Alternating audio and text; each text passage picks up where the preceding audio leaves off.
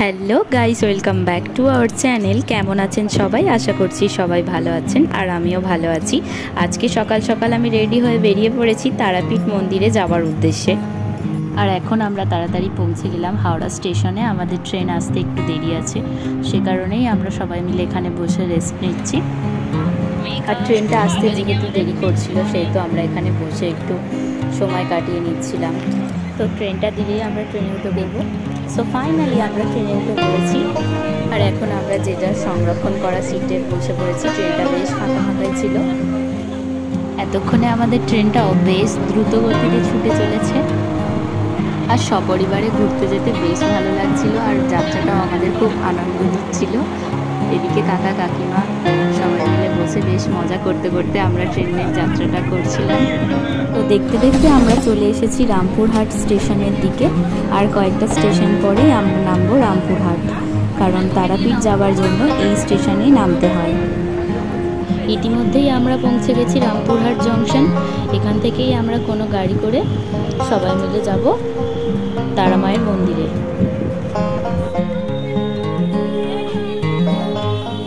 এই যে এই রাস্তা ধরেই আমরা এগিয়ে যাচ্ছি। এদিকে সমস্ত রকম গাড়ি পাওয়া যায়, আর এখান থেকেই আমরা যাব।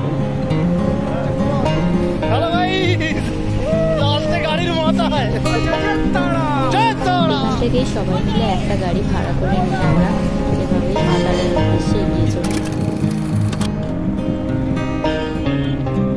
আর ট্রেনে নামার সময় দেখছিলাম ওয়েদারটা বেশ মেঘলা মেঘলা ছিল, কিন্তু ভাবছিলাম যে হয়তো বৃষ্টি হবে, আমরা হয়তো মন্দিরে পৌঁছানোর আগেই খুব বৃষ্টি হবে, কিন্তু এখন বৃষ্টিটা হচ্ছে না। আর পরিবেশটা যেন থমকে আছে, বেশ সুন্দর লাগছিল পরিবেশটাকে।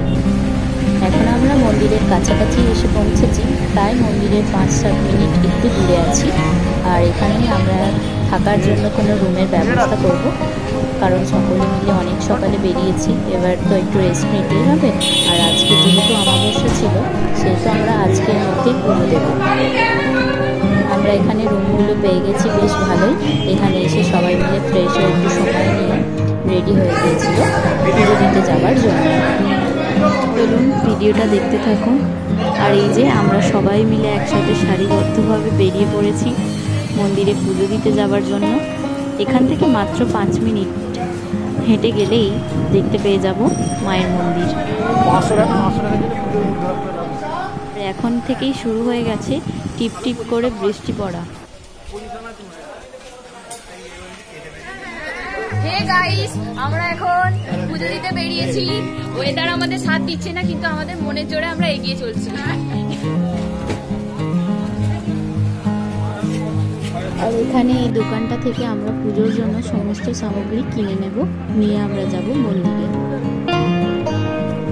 আর এই মন্দির চত্বরে দেখতে পাবেন আপনারা লাল পোশাক পরিহিত অনেক পান্ডারা, যাকে এক কথায় আমরা পুরোহিত বা ঠাকুরমশাই বলে থাকি। আর এই পান্ডাদের হাত ধরেই আপনারা পুজোর সামগ্রী কেনা থেকে শুরু করে পুজো দেয়া, সমস্ত প্রসাদ বাড়িতে পৌঁছে দেওয়া পর্যন্ত সমস্ত কিছু এনাদের মাধ্যমেই করতে পারবেন। ধরেই পুজো দেওয়াটা শুরু করি। এখানে আমাদের স্পেশাল লাইন ছিল, আর এই যে আমরা স্পেশাল লাইনের দিকে যাচ্ছি সবাই মিলে।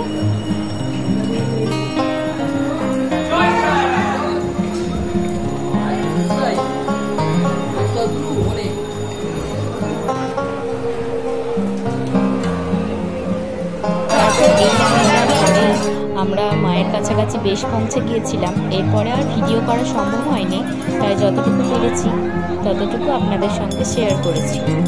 যাই হোক, ভিডিওটা দেখতে থাকুন।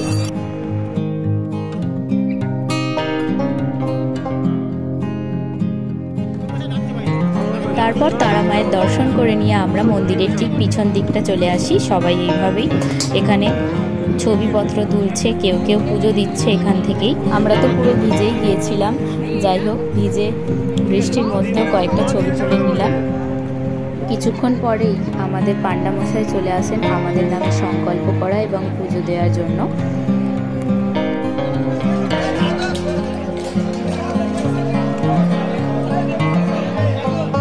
পুজো দেওয়ার পর আমরা চলে যাব একদম সেই রুমের দিকে আমাদের। আর এখানে বৃষ্টি খুব জোরে হচ্ছিল, তাই জন্য আমরা একটু ওয়েট করে নিয়েছিলাম বৃষ্টিটা একটু থামলে ওই রুমের দিকে যাব, সে কারণেই। আর এই ছিল আমাদের তারাপীঠে আসার প্রথম দিন।